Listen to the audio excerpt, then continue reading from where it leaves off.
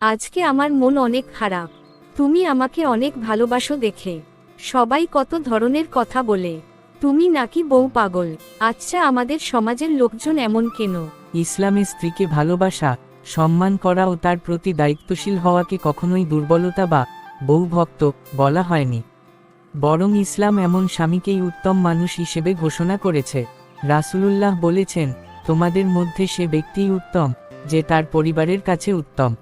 এই হাদিস স্পষ্টভাবে বোঝায়, স্ত্রীর প্রতি ভালো আচরণ করা ঈমানের অংশ।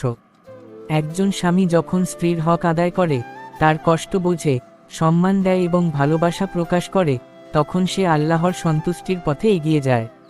সমাজে অনেক সময় এমন মানুষকে তুচ্ছ করে বউভক্ত বলা হয়, কিন্তু ইসলামের দৃষ্টিতে সে একজন দায়িত্বশীল, দয়ালু ও উত্তম চরিত্রের অধিকারী ব্যক্তি।